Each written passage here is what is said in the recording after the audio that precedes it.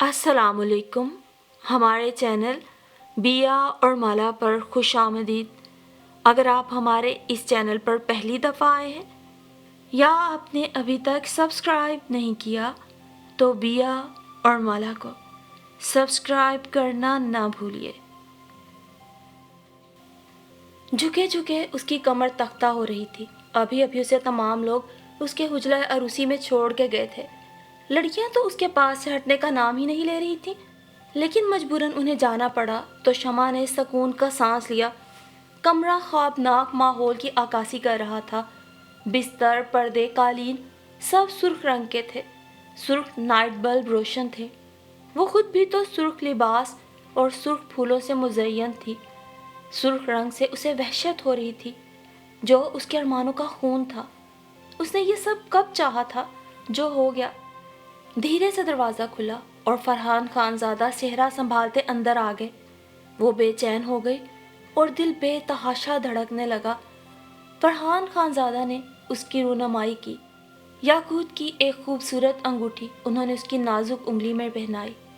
आंखें तो खोलिए ताकि मैं नूर के इस सैलाब में डूब जाऊं। फरहान मदहोश से थे, लेकिन वो उमंगों से बेनियाज सपाट चेहरा लिए बैठी थी। क्या बात है शमा, आप उदास हैं? क्या हमसे मिलके खुश नहीं? तुम्हें क्या पता मैं क्यों उदास हूँ। मैं तो इतनी बुज़दिल हूँ कि मर भी ना सकी। बस इस सूरत हाल का सामना करने के लिए रह गई तो मेरे होंठों पे मुस्कुराहट कैसे आ सकती है। ये सब उसने सोचा मगर कह ना पाई। सिर्फ फीकी सी मुस्कुराहट मुस्कुरा दी और इस बेजान सी मुस्कुराहट को फरहान खानज़ादा उसकी खुशी समझे। और इतनी हसीन दुल्हन पाकर उनकी खुशी तो संभाले नहीं संभल रही थी। नाश्ते की मेज़ पे वो सर दर्द का बहाना करके ना गई। फरहान खानज़ादा कहीं बाहर गए हुए थे और बेगम असफर खानज़ादा अपने कमरे में थी। घर में तन्हाई थी तो वो बाएं बाग में निकल आई। खूबसूरत बारादरी के अतराफ गुलाब के पौधे हवा के साथ अटकेलियाँ कर रहे थे। हौज में मौजूद मुजस्समा नुमा फव्वारे से गिरता हुआ पानी बहुत अजीब शोर पैदा कर रहा था। कोयल की कूकू ने माहौल को अफसुर्दा कर दिया था। वो गाँव तकिए के सहारे वहीं पड़े झूले पे टेक लगा के बैठ गई। यहाँ वो पहले भी बहुत मर्तबा आ चुकी थी। हौज की मुंडे पे बैठ के उसने हसीन और खूबसूरत बातें की थी।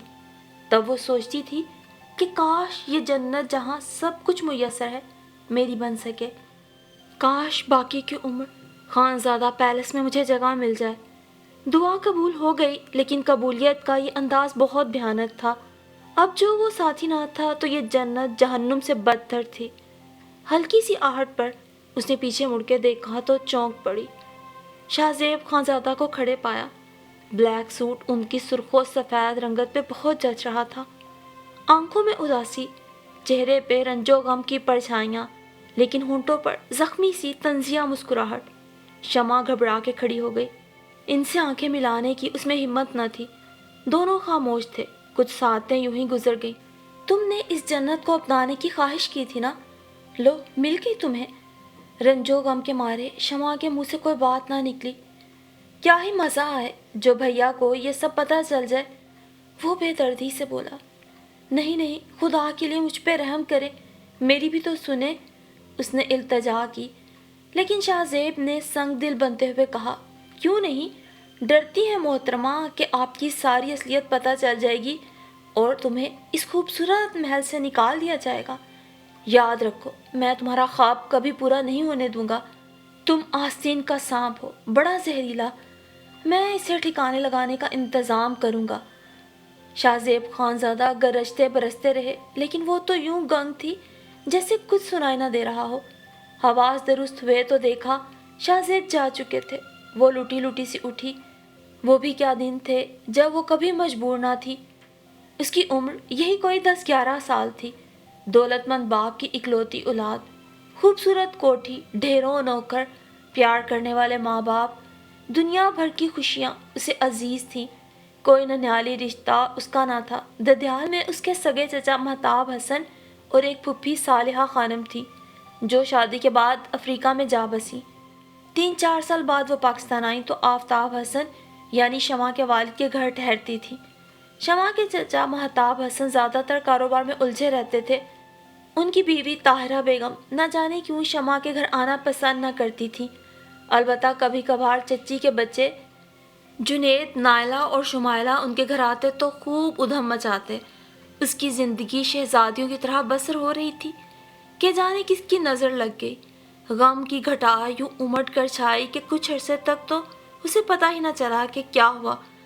آفتاب حسن اپنی بیگم زریں کے ساتھ ایک دوست کے ڈنر پر واپس آ رہے تھے کہ گاڑی وین سے ٹکرا گئی۔ دونوں موقع پہ ہلاک ہو گئے اور وہ تنہا رہ گئی۔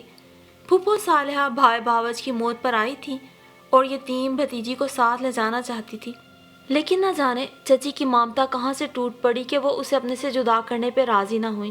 وہ اسے گلے سے لگا کے بلک بلک کے یوں روئی کہ دیکھنے والے حیرت زدہ رہ گئے۔ لیکن اب بھلا کون جان سکتا تھا کہ مگرمچھ کے آنسو بہانے والی چچی دراصل اس کی بے شمار جائیداد پہ نگاہ جمائے ہوئے ہیں۔ یوں وہ 11 سال کی جان مصیبتوں میں گر گئی، جس کے لیے اٹھ کر پانی پینا بھی بڑا کام تھا۔ اس سے گھر کے کام لیے جانے لگے، بچے بڑے اس پہ حکم چلانے لگے۔ شمع میرے جوتے پالش کر دو، سب سے بڑے جنید نے اسے حکم دیا۔ شمع میرے کپڑوں پہ استری کر دو، دیر ہو رہی ہے۔ نائلہ نے بھی روب دکھایا، لیکن مجھے تو خود دیر ہو رہی ہے، مجھے بھی اسکول جانا ہے۔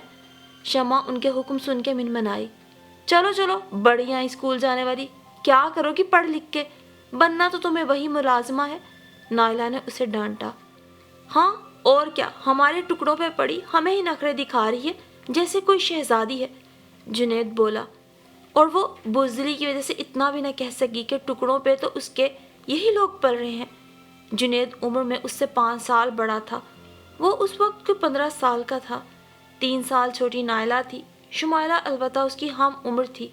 وہ اکثر شمع کی حمایت میں بول دیا کرتی تھی، جبکہ نائلہ اور جنید اس پہ روب جماتے رہتے۔ شمو، اے شمو، کہاں مر گئی ہے؟ چچی کا لہجہ عامیانہ اور تحکمانہ تھا۔ وہ جلدی سے اپنے کمرے سے نکل آئے، شمو ذرا چائے بنا دو، مہمان آئے ہیں، اور ہاں رحیمن بوا چھٹی پر ہے، برتن بھی دھو لینا۔ چچی اپنا حکم صادر کر کے چلتی بنی، اور وہ جو اسکول میں سزا پا کر آئی تھی اٹھ کھڑی ہوئی۔ کتابیں نہ ہونے کی وجہ سے اس کو سزا ملتی تھی۔ 100 دفعہ اٹھک بیٹھک لگا کر اس کی ٹانگیں درد کر رہی تھی۔ اگر چچی اس کو کتابیں دلوا دیتی تو سزا نہ ملتی، لیکن یہ بھی غنیمت تھا کہ چچی نے اسے پڑھنے سے نہیں اٹھایا تھا۔ اگر ایسا کر لیتی تو وہ تب بھی کچھ نہ کر سکتی۔ چچا بیچارے کو اپنے گھر سے سروکار ہی نہ تھا جو وہ اس کی خبر لیتے۔ اب وہ بھائی کی جائیداد اور کاروبار کے ذریعے دولت بڑھانے کی فکر میں تھے۔ شمو میرا یہ کام کر دو، وہ کام کر دو۔ آوازوں کی اس باز گشت میں وہ شعور کو پہنچ گئی۔ ننھی سی گڑیا اب کومل دوشیزہ بن چکی تھی، اس کے ہونٹوں پر مسکراہٹ کم ہی آتی تھی۔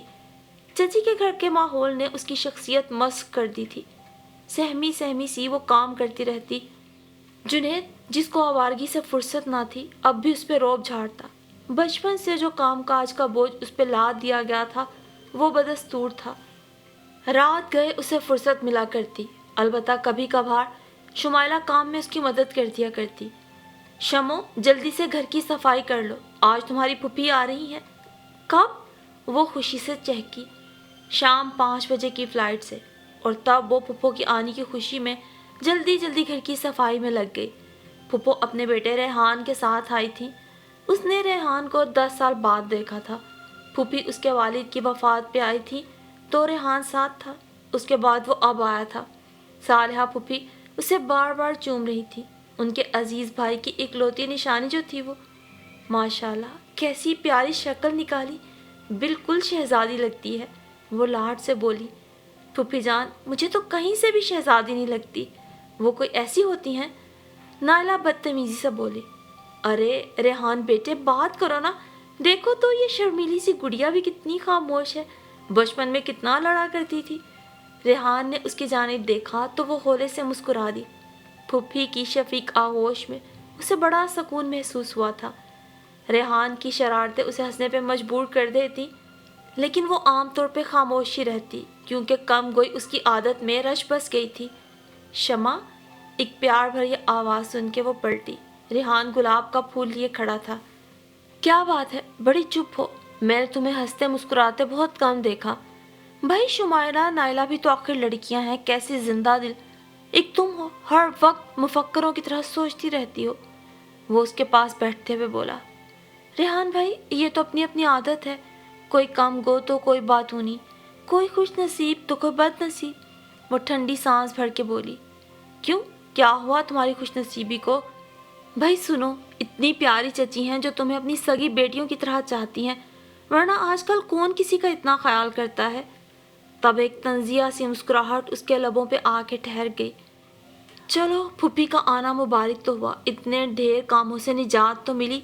फूफो के आने के बाद से चची बहुत मोहतात अंदाज में उससे मुखातिब होती थी और उस पर से कामों का बोझ भी तो हटा दिया गया था। उसे सोचते हुए देख के रेहान बोला, अब क्या सोचने लगी?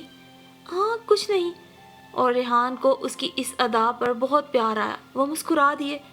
वो इस भोली सी लड़की को पसंद करने लगे थे। और फिर एक शाम सालेहा फुप्पी और ताहिरा चची बैठी थी कि फुप्पी ने कहा, भाभी जान, मैं इस दफ़ा एक ख़ास मकसद से आई हूँ। कहिए कहिए। चची कुछ ना समझते हुए बोली, मैं सोच कर आई थी कि शमो को आपसे मांग लूँगी। फूफी खुश दिली से बोली, आपा जान, शमो आपकी ही है, मगर ये वहाँ जाएगी कैसे? यहाँ इसकी सहेलियाँ हैं और अभी पढ़ रही है, यहाँ इसका दिल लगा हुआ है। भाई, मैं ऐसे ही ले जाने को नहीं कह रही हूँ, मैं चाहती हूँ अपने रेहान की दुल्हन बनाकर शमो को ले जाऊँ। फूफी ने बात साफ साफ कर दी। ये सुनकर चची एक लम्हे को घबरा सी गई, फिर जल्दी से बोली, आपा जान, ये कैसे हो सकता है? मैंने तो बहुत पहले से सोचा था कि अपनी यतीम भतीजी को ही बहू बनाऊंगी, और फिर वो भी जुनैद को बहुत पसंद करती है ना। चची ने झूठ बोला। अच्छा, तो क्या वो जुनैद को पसंद करती है? फूफी ने परेशानी से कहा। हाँ हाँ आपा जान, बचपन के साथ पले बढ़े भी मोहब्बत तो हो ही जाती है। चची ने हंसते हुए कहा, मैं तो शादी भी कर देती, मगर फिर सोचती हूँ जवान लड़कियां हैं, पहले उनका फ़र्ज़ पूरा हो जाए। शमो तो घर की ही है। चची ताहिरा ने अपने मतलब की बात की। आपा जान, रिश्ते तो इनके बहुत आ रहे हैं, लेकिन मैं सोचती हूँ कोई ख़ानदान का लड़का हो तो ज़्यादा बेहतर है, अपने फिर अपने होते हैं। सालिहा बेगम किसी सोच में गुम थी। कुछ देर बाद बोली, मेरी ख्वाहिश थी शमो मेरे पास रहे, मेरी बहू बनकर, लेकिन वो जुनैद को पसंद करती है तो खैर, शुमाइला और नायला भी मेरा अपना खून है, इसलिए मैं अकेली वापस नहीं जाऊंगी। शुमाइला या नायला मेरे साथ होंगी, इसका फैसला मैं रेहान से पूछ के करूंगी। ये सुनकर चची की तो गोया दिल की कली खिल गई। वो खुदा से यही चाहती थी। रेहान अच्छा था हर लिहाज से। शमा को इस बात का पता चला तो उसे बहुत गुस्सा आया। जुनैद तो उसे मुंह ही नहीं लगाता था, जबकि चची ने इतनी बड़ी बात कह दी कि वो जुनैद को पसंद करती है। एक दिन था कि सोचा फूफी को बता दे, लेकिन अब फूफी ने नायला को पसंद कर लिया था और उसे ये सब कुछ मुनासिब नहीं लग रहा था कि वो उनसे बात करे। रेहान को भी अफसोस हुआ था कि वो जुनैद को पसंद करती है। एक दिन मौका पाकर पूछ बैठे। वो अजीब कशमकश में थी, क्या कहे। फिर उसने फैसला कर लिया कि वो बता देगी। ये सब गलत है। तभी चची आ निकली। उन्हें देख के वो घबरा गई और अपने अल्फाज मुंह में दबा लिए। चची ने कुछ समझते हुए उसे अपने पास बुला लिया। फिर क्या, उसकी निगरानी होने लगी और रेहान से बात करने का उसे मौका ना मिल सका। फूफी ने जब नायला को बहू बनाने की बात की, वो उस वक्त भी कुछ ना कह सकी, जिससे फूफी ने यह समझा कि वो वाकई जुनैद को पसंद करती है। उन्होंने रेहान को भी मुतमईन कर दिया। लिहाजा रेहान ने फरमाबरदारी से माँ की ख्वाहिश पर नायला का साथ कबूल कर लिया और यूं नायला रेहान की दुल्हन बन के अफ्रीका सुधार गई। फूफी के जाने के बाद ताहिरा चची का सलूक पहले जैसा ही हो गया। अलबत्ता अब हुक्म चलाने वालों में से एक की कमी हो गई थी। आजकल वो एमए प्रीवियस में थी। दोनों साथ यूनिवर्सिटी जाती, वापस आकर हस्बे मामूल शमा काम में लग जाती। कभी कभार शुमाइला उसका साथ दे देती। चची ताहिरा आजकल ज़्यादा वक्त पार्टीज अटेंड करने में गुजारती थी। अक्सर घर पे भी गैदरिंग होती जिसमें शमा को शामिल होने की फुर्सत ही न होती। उसे ढेर सारे कामों पे लगा दिया जाता। फिर चची ने यह भी मशहूर कर रखा था कि मेरी भतीजी बड़ी कमगो है, किसी से मिलना पसंद नहीं करती। शमो, आज ज़रा तुम्हें ज़्यादा काम करना पड़ेगा, क्योंकि शाम को बेगम अजफर खानज़ादा आ रही हैं। बहुत बड़े लोग हैं। खानज़ादा पैलेस इतना बड़ा तो महल है उनका। उनका शायाने शान इस्तकबाल होना चाहिए। सुन लिया तुमने? जी चची जान। और फिर वो सफाई में लग गई। पूरे घर की झाड़ पूछ की गई, ड्राइंग रूम को आरास्ता व पेरास्ता किया, کشن بدلے ڈیکوریشن پیسز میں اضافہ کیا. گرلز ڈرائنگ روم کو ان کے شایان شان سجا دیا گیا. بیگم اظفر، جن کو بیگم خانزادہ کہا جاتا تھا، دو خوبصورت برخورداروں کی ماں تھیں. بے حد امیر بڑے خانزادہ فرحان علی اور چھوٹے شاہ زیب خانزادہ تھے. بڑے بڑے گھرانوں کے لوگ انہیں اپنی بیٹیاں دینا چاہتے تھے. اس سلسلے میں ان کی دعوتیں بھی ہوتی رہتی تھیں. اظفر بیگم کے یہاں بھی ہر ماہ بہت پرشکوہ دعوتیں ہوا کرتی تھیں، جن میں شہر کے امراء اور روسا کے ساتھ ساتھ فرحان اور شاہ زیب کے دوست شامل ہوتے تھے. پاکستان بننے سے 1 سال پہلے نواب اظفر خانزادہ کا انتقال ہو گیا تھا. اس وقت فرحان 2 سال کے جبکہ شاہ زیب خانزادہ 5 ماہ بعد پیدا ہوئے. تاہم بے تحاشا دولت تھی. شہر کے آخر میں ایک شاندار محل نما عمارت خانزادہ محل ان کا مسکن تھی. یہاں پر بیگم صاحبہ کی حکمرانی تھی، لیکن آزاد خیال ہونے کے باوجود وہ بہت پروقار خاتون تھی. کسی پارٹی میں چچی طاہرہ کی ان سے ملاقات ہوئی تو وہ بیگم کو اپنے گھر مدعو کر بیٹھی، اور آج وہ آ رہی تھی. شمع، اے شمع، تم ابھی تک تیار نہیں ہوئی؟ ارے بیگم خانزادہ آنے والی ہوں گی. شمائلہ پرفیوم اسپرے کرتی ہوئی آئی. مجھے ابھی آخری ڈش تیار کرنا ہے، اس لیے میں نہیں آ سکتی، شمع نے حسرت سے کہا. اسے بھی بیگم خانزادہ کو دیکھنے کا بہت شوق تھا، مگر چچی کی طرف سے مجبور تھی. اسی وقت کار کے ہارن کی آواز سن کر شمائلہ تیزی سے باہر دوڑی اور شمع باورچی خانے کی طرف چل دی. پھر کھانے کے بعد بیگم صاحبہ بولی، بھائی کھانا تو بڑا لذیذ ہے، ملازموں کے ہاتھ کا تو نہیں لگتا. کس نے پکایا؟ ہماری کزن نے پکایا، شمائلہ کے منہ سے نکلا تو طاہرہ بیگم نے اسے گھور کے دیکھا. ارے بھائی، تو وہ ہیں کہاں؟ ہمیں بھی تو ملوائیے، دیکھیں تو اس سگڑ بچی کو. طاہرہ بیگم پہلے تو سٹپٹائیں، پھر بولی، بیچاری بچی تنہائی پسند ہے، کسی سے ملنا جلنا پسند نہیں کرتی، گھریلو کاموں کی بہت شوقین ہے، بس پکا پکو کے شوق پورا کرتی رہتی ہیں. پھر تو ہم ان سے ضرور ملیں گے، چلیے ہم انہی کے پاس چلتے ہیں.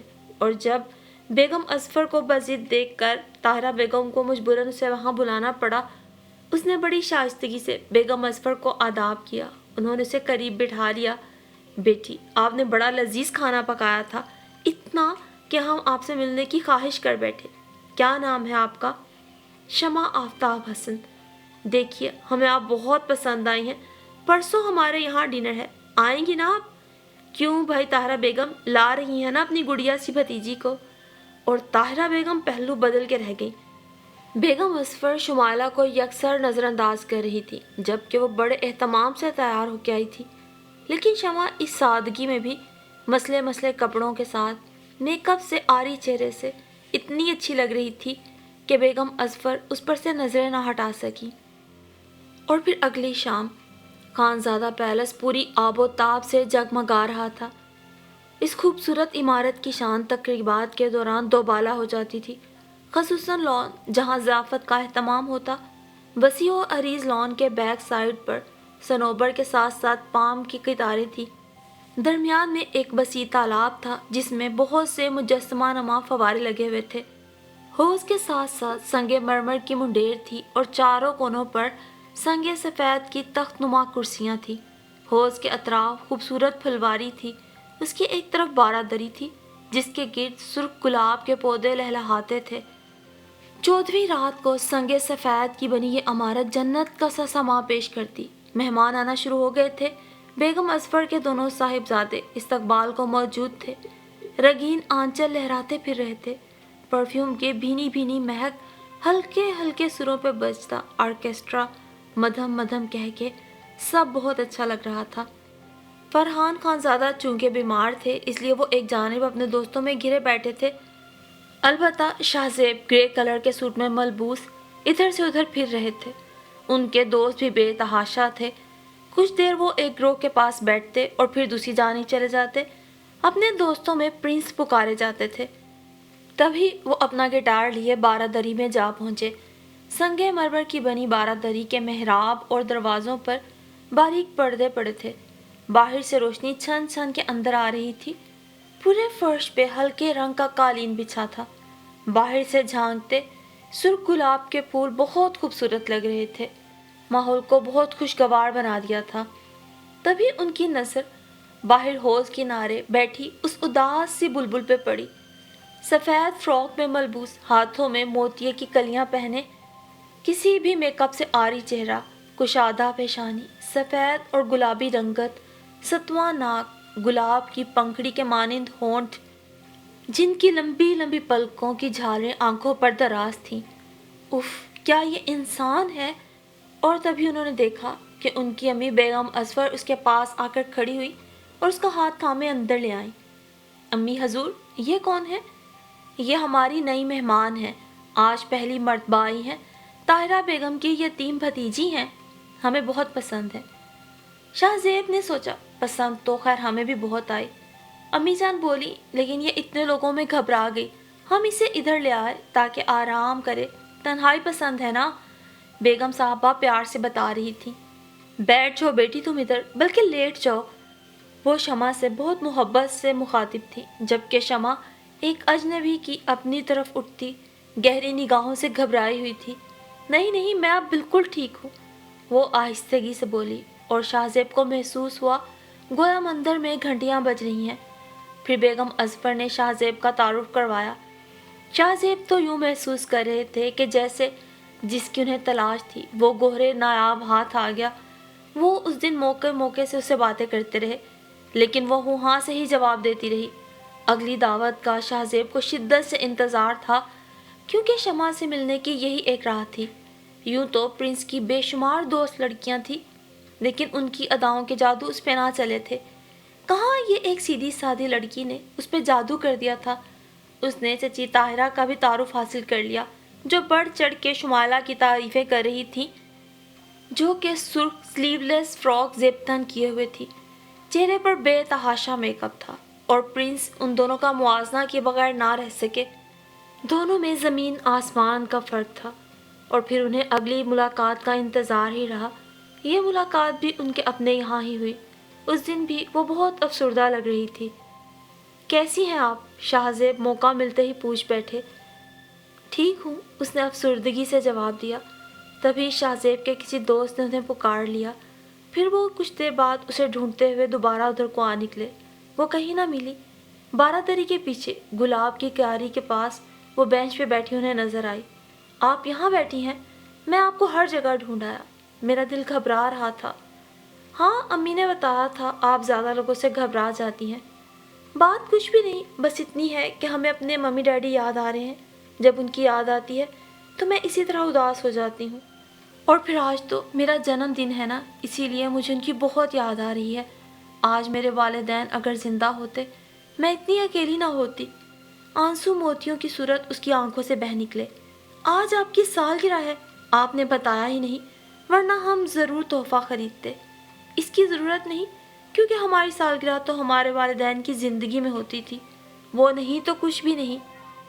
نہیں بھائی، آپ کو سالگرہ ضرور منانی چاہیے، اتنا یادگار دن ہے، خدا نے اس قدر پیاری صورت اس دن تخلیق کی تھی۔ شاہ زیب مزاحیہ انداز میں بولے۔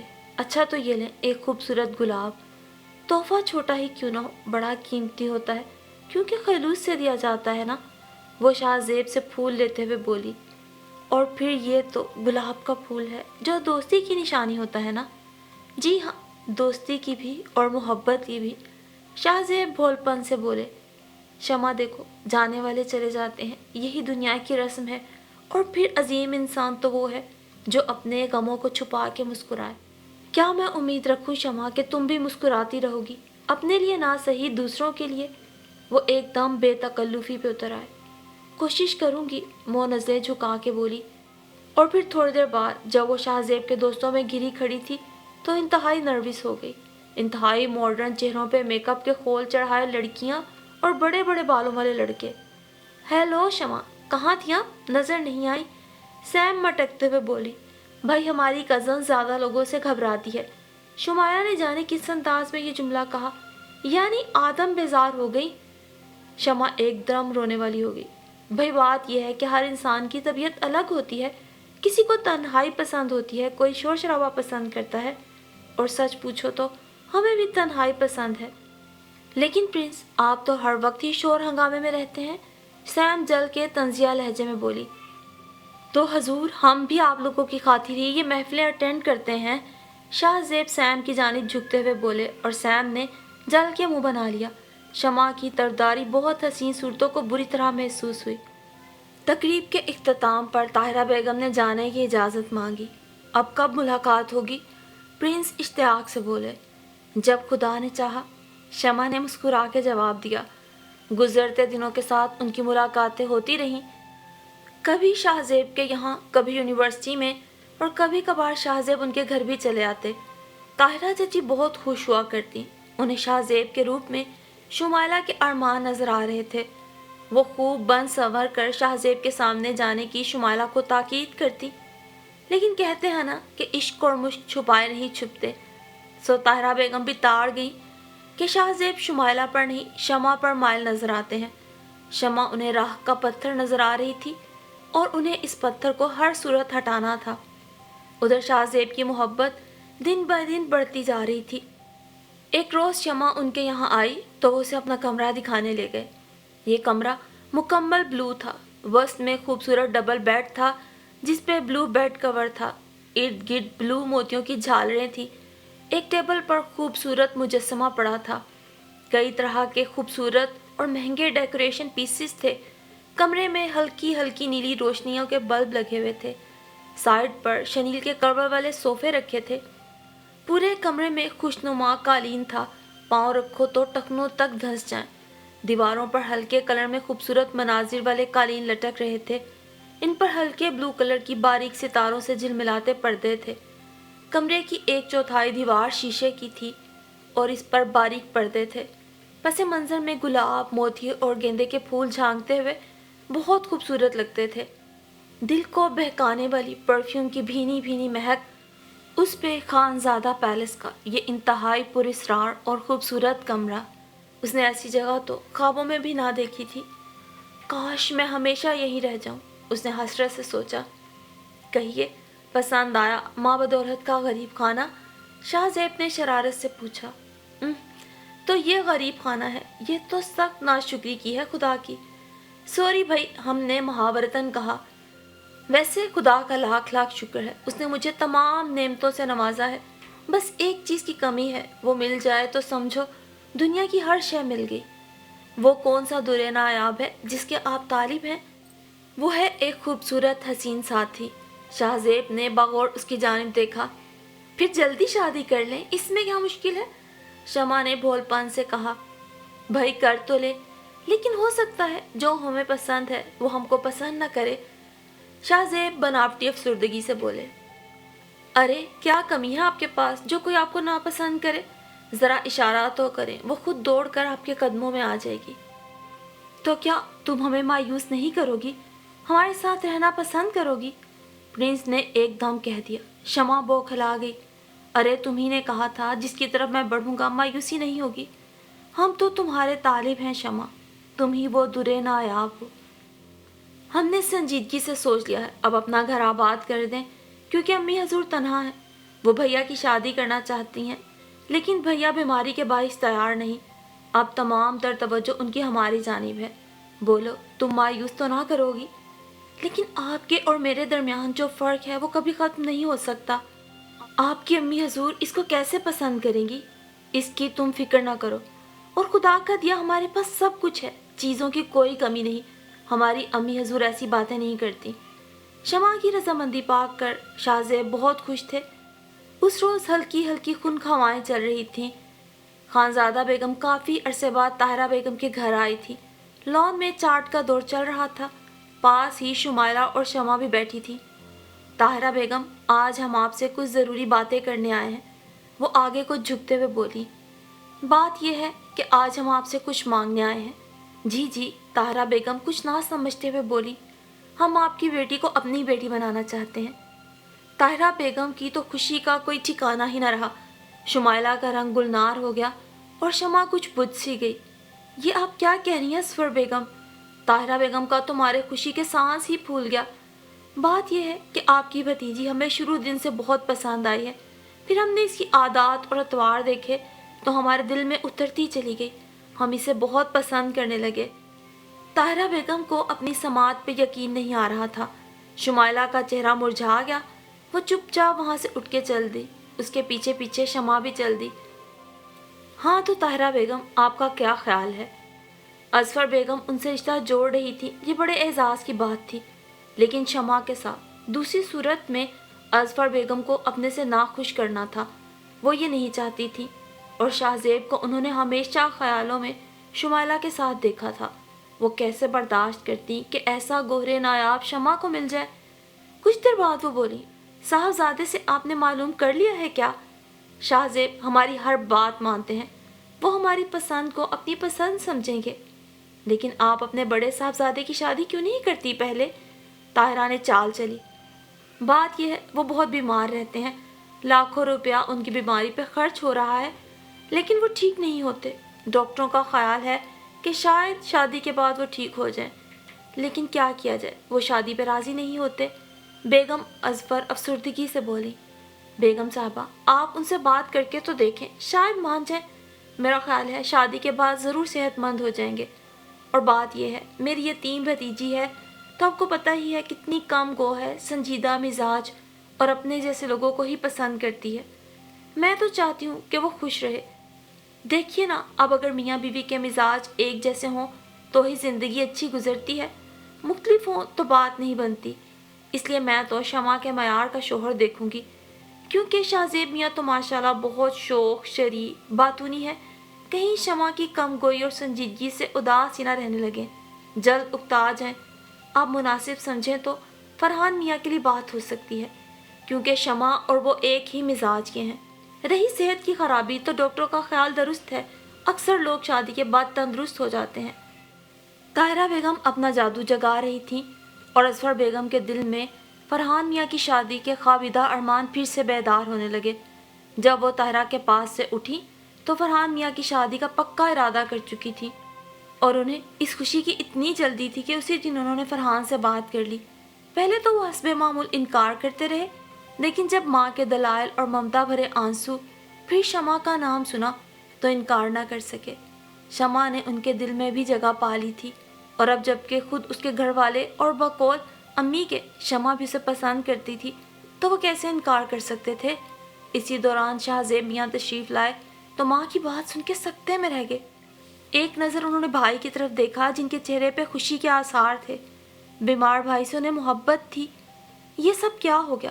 آج کل میں تو وہ امی حضور سے شمع کو اپنا بنانے کی بات کرنے والے تھے، لیکن دیر زیادہ ہو چکی تھی. تیر کمان سے نکل گیا. ایک طرف شمع تھی، دوسری طرف بیمار بھائی کی محبت. اور پھر جب امی حضور نے بتایا کہ شمع بھی فرحان میاں میں دلچسپی رکھتی ہے، کہ دونوں ہم مزاج ہیں، تو وہ حیران ہوئے بنا نہ رہ سکے. محبت تو وہ شاہ زیب سے کرتی تھی، پھر فرحان میں کس قسم کی دلچسپی؟ ان کی سمجھ میں نہیں آ رہا تھا. اب انہیں کیا پتا تھا؟ یہ بات تو طاہرہ بیگم نے اپنی طرف سے ان کی امی کو بتائی تھی کہ وہ فرحان میں دلچسپی لیتی ہے. انہوں نے شمع سے ملنے کی کوشش کی، لیکن کامیاب نہ ہو سکے. ادھر شمع کو جب پتا چلا اس کی زندگی کا ساتھی شاہ زیب نہیں فرحان ہے تو وہ بھی ششدر رہ گئی. یہ کیسے ممکن تھا؟ لیکن طاہرہ بیگم کے لیے سب کچھ ممکن تھا. اسے یقین نہیں آتا تھا اس کی چاچی اس سے کن جنموں کا بدلہ لے رہی ہے. اس پر آنے جانے پہ بھی پابندی لگ گئی. یوں ایک ہفتے کے اندر اندر اس کی منگنی ہو گئی. آئندہ ماہ جھٹ پر شادی کا پروگرام رکھ دیا گیا. اس ایک ماہ میں شمع روز مر مر کے جیتی رہی. ادھر چچی نے ہر آنے جانے والے سے کہہ دیا کہ شمع کی شادی کی تاریخ رکھی گئی ہے، سو ہم نے اسے پردے میں بٹھا دیا ہے. شاہ زیب سے اس کی ملاقات بھی نہ ہو سکی تھی. اس سے پوچھ لیتی کہ یہ سب کیا ہوا.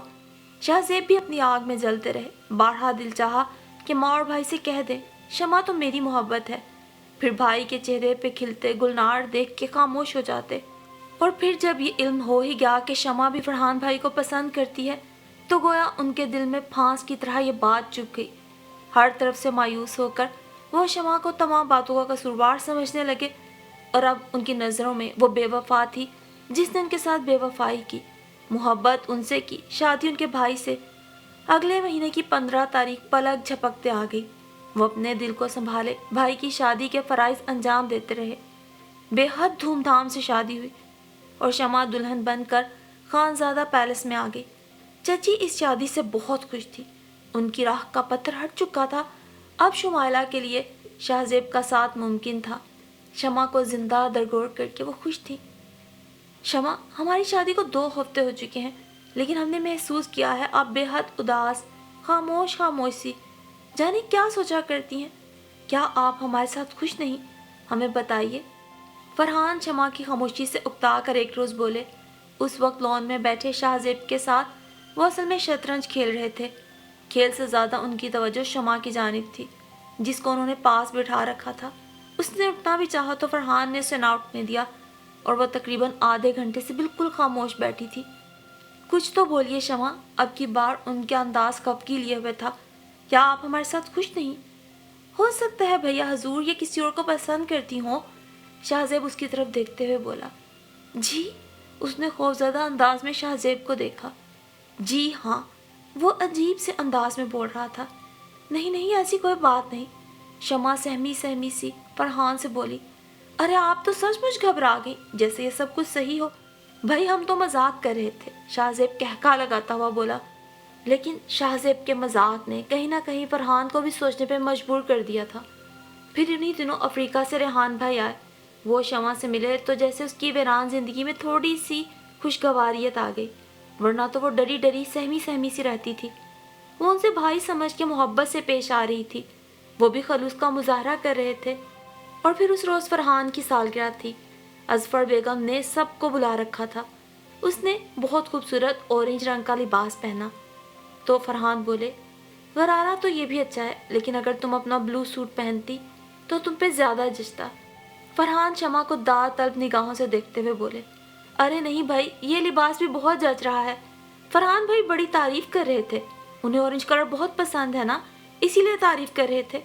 ویسے مہمانوں کا بھی خیال رکھنا چاہیے نا، کیوں ان کی پسند کے رنگ، کیوں بھابھی؟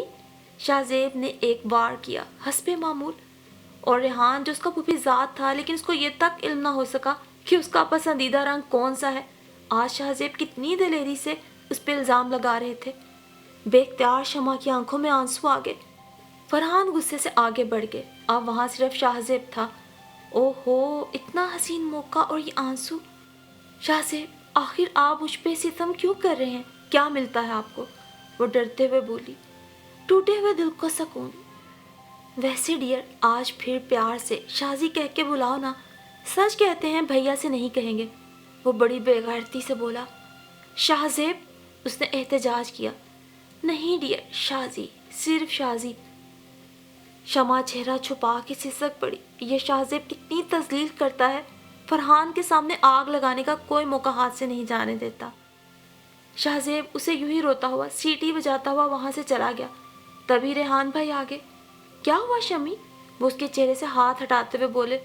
وہ ان کے کندھے سے لگ کر بلک بلک کے رونے لگی، اور دور سے فرحان یہ سارا منظر دیکھ رہے تھے۔ شاہ زیب نے اس کی زندگی اجیرن کر دی تھی، فرحان اس کی طرف سے شکوک و شبہات میں مبتلا ہو گئے تھے۔ یہ بھی اچھا ہوا، پھوپھی جان کی بیماری کا خط آیا اور ریحان بھائی جلدی واپس چلے گئے، اس کا دکھ جانے بغیر۔ شمع نے فرحان کی غلط فہمی دور کرنے کی ہر ممکن کوشش کی، اور اس میں وہ کامیاب ہو جاتی، لیکن اس کی تمام کاوشیں خاک میں مل گئیں۔ فرحان کی حالت اچانک خراب ہوئی اور 3 دن کے اندر اندر وہ سب سے رخصت ہو گئے۔ بے تحاشا دولت اور ڈھیروں ڈاکٹروں کی کوششیں بھی رائے گاں گئی۔ بیگم اظفر کا برا حال تھا، لیکن اس کا تو ایک آنسو بھی نہ نکلا۔ سکتے کی کیفیت میں وہ ہر ایک کی طرف دیکھتی رہی۔ شمع، تو منحوس ہے، ہمارے بھیا کو کھا گئی۔ ایک روز شاہ زیب غصے میں بولا، اس سے تو بہتر تھا امی آپ بھیا حضور کی شادی نہ کرتی۔ تو جس کے ساتھ وابستہ ہوگی نا، وہ نامراد رہے گا۔ پہلے تو نے میرا دل توڑا، اب میرے بھائی کو برباد کر دیا۔ اب تمہاری وابستگی میری امی حضور کے ساتھ ہے تو ان کا حشر بھی اچھا نہیں ہونا۔ بیٹے کے غم میں نہ وہ جیتی ہیں نہ مرتی ہیں۔ اس سے پہلے کہ یہاں کچھ اور آفت آئے، تم اپنا منحوس وجود لے کر نکل جاؤ۔ اور یہ سب کچھ وہ اتنی بے دردی سے کہہ رہا تھا کہ اسے مطلق احساس نہ تھا کتنے نشتر شمع کے دل میں اتر رہے ہیں۔ دل لہو لہو ہو کر آنکھوں کی راہ ٹپکتا رہا۔ وہ لرز گئی، کہاں جائے؟ طاہرہ بیگم کا سلوک اس کے ساتھ اچھا نہ تھا، سو اس نے افریقہ پھوپھی کے پاس جانے کی سوچ لی، لیکن بیگم اظفر نے اس کو کہیں جانے سے منع کر دیا۔ کہتے ہیں وقت سب سے بڑا مرہم ہوتا ہے، سو اب فرحان کی موت کا زخم کسی حد تک مندمل ہو چکا تھا۔ خانزادہ پیلس میں حالات معمول پہ آ چکے تھے۔ فرحان کی وفات کے بعد شاہ زیب نے سیم سے شادی کر لی اور طاہرہ بیگم اپنی کوششوں میں کامیاب نہ ہو سکی کہ وہ شمائلہ کو شاہ زیب کی دلہن بنتا دیکھیں، تو وہ دل برداشتہ ہو کے سعودی عرب چلی گئی۔ اب وہیں رہائش پذیر تھی۔ بیگم اظفر کی تمام دلچسپیاں ختم ہو چکی تھیں۔ انہوں نے عبادت اور ریاضت میں خود کو وقف کر دیا۔ سیم گھر کی مالکن بن گئی، تمام اختیارات اس کے ہاتھ میں تھے۔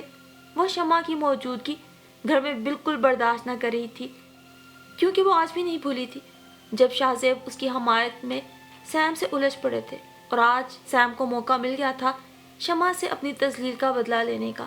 اس لیے شمع کو تکلیف پہنچانے کی ہر ممکن کوشش کرتی۔ شمع اس کا سامنا کم سے کم ہی کرتی، لیکن شاہ زیب اور سیم اسے ستانے پہ تلے رہتے۔ سیم ملازموں کی طرح اس پہ حکم چلاتی، شاہ زیب مزے لیتے، وہ نوکروں کی طرح ان کی خدمات انجام دیتی۔ اچھے رشتے اس کے لیے آئے۔ بیگم اظفر نے بہت کوشش کی لیکن اس نے انکار کر دیا۔ وہ اپنی باقی عمر بیگم اظفر کے قدموں میں گزارنا چاہتی تھی، اور اب تو اظفر بیگم اپنے کمرے تک محدود رہتی۔ انہیں پتہ بھی نہ چلتا اس پہ روز ظلم کے کتنے پہاڑ ٹوٹتے ہیں۔ وہ گھل گھل کے اپنے آپ کو روگ لگا چکی تھی۔ ہر وقت ہلکا ہلکا بخار رہنے لگا، کھانسی بھی مستقل ہو گئی، لیکن اس نے کسی پر اپنی بیماری کو ظاہر نہ کیا، چپ چاپ جیے جا رہی تھی، ہر شکوے ہر غم سے بے نیاز۔ خانزادہ پیلس میں اب بھی پارٹیاں ہوتی، ہنگامے ہوتے، شوخیاں شرارتیں، لیکن وہ اپنے کمرے میں بیٹھی سوچتی رہتی، پچھلی باتیں، پرانی یادیں۔ اس دن بھی ایک ایسی ہی پارٹی تھی۔ اس کا دل گھبرا رہا تھا۔ وہ باہر نکل آئی، آہستہ آہستہ چلتی 12 دری کے عقب میں گلاب کے تختوں سے گھری بینچ پہ بیٹھ گئی۔ رات زندہ تھی، پرفسوں ماحول تھا۔ سیم نے خود کو دلہنوں کی طرح سجا رکھا تھا۔ وہ تتلی کی مانند کہکے بکھیرتی اڑ رہی تھی۔ تبھی سیم اور شاہ زیب ہاتھوں میں ہاتھ ڈالے 12 دری کے قریب چلے آئے۔ سیم کی آنکھیں خمار آلود ہو رہی تھی، بہکی بہکی سانسیں تھی۔ شاہ زیب نے گلاب کا ایک پھول توڑا اور سیم کے بالوں میں اٹکا دیا۔ شمع یہ سب دیکھ رہی تھی۔ کبھی شاہ زیب نے ایسے ہی گلاب کا پھول دیا تھا اسے بھی، اور ساتھ زندہ دلی کی تلقین بھی کی تھی۔ یہ سب باتیں اس کو یاد آ رہی تھی، لیکن آج اس کا کیا حال تھا؟ درد کی ایک تیز لہر اس کے رگوں پہ میں سما گئی، زبردست کھانسی اٹھی، اور لال لال جیتا جاگتا خون گلاب کے سرخ پھولوں پہ بکھر گیا۔ پھولوں کی تازگی بڑھ گئی۔ شاہ زیب اور سیم نے کھانسی کی آواز سنی تو اس طرف چلے آئے۔ محترمہ، یہاں کوئی تماشا نہیں ہو رہا جو آپ یوں تانگ جھانک کر لطف اندوز ہو رہی ہیں، وہ غصے سے بولا۔ شمع نے بند ہوتی آنکھیں کھول کر اس کی جانب دیکھا، جانے ان نظروں میں کیا تھا۔ شاہ زیب لرز گئے، زرد چہرہ اور منہ اور کپڑوں پہ لگا گاڑھا گھڑا خون۔ شاہ زیب چونک گئے، دل میں رحم کا جذبہ ابھرا۔ انہوں نے اسے بازو سے پکڑ کے اٹھانا چاہا تو وہ ان کے بازوؤں میں جھول گئی۔ سیم نے حقارت سے منہ پہ رومال رکھ لیا۔ انہیں اس بیماری کا پتہ ہی نہ تھا، اور آج اس نے ان کے سامنے پہلی بار خون کی الٹی کی تھی۔ شاہ زیب نے سیم کے کہنے پہ اسے سینیٹوریم میں داخل کرا دیا اور اس کے کمرے کی خوب صفائی کروائی۔ کمرے کی صفائی کے دوران ہی ملنے والی ایک ڈائری ملازم نے اسے لا کے دی تھی۔ پہلے تو اس نے ڈائری ایک طرف پھینک دی، پھر تجسس کے مارے اٹھا کے پڑھی۔ اس ڈائری میں شروع سے آخر تک شاہ زیب کے ظلم ہی درج تھے۔ ایک جگہ اس نے لکھا تھا، جی چاہتا ہے اب تو موت مجھے اپنے شفیق ہاتھوں میں لے لے۔ میں اتنی خوش قسمت کہاں ہوں کہ مجھے موت بھی آئے۔ شاید میری روح سے میرے پیدا ہونے سے پہلے کوئی گناہ عظیم سرزد ہوا تھا، جس کی اتنی کڑی سزا مجھے اس زندگی میں مل رہی ہے۔ اگلے صفحے پہ درج تھا، والدین کی زندگی میں خوشیاں میرا مقدر تھی، اور اب میں سراپا غم ہوں۔ میری زندگی کو یہ تحفہ دینے والی میری اپنی چچی ہیں، میں ان کو برا کہوں تو کیسے؟ آپ نے میرے ماں باپ کی شادی کا انتقام مجھ سے لیا۔ پاپا نے ایک پہاڑی لڑکی کو پسند کر کے آپ سے اپنے بچپن کی منگنی توڑ دی۔ اسی پاداش میں آپ نے زندگی میں مجھ سے ہر وہ چیز چھین لی جو مجھے راحت دے سکتی تھی۔ میری پہلی اور آخری محبت، شاہ زیب کی جگہ اس کے ہی بڑے بھائی سے میری شادی کروا دی۔ چچی، آپ نے اپنی ناکام تمنا کا انتقام مجھ سے کیوں لیا؟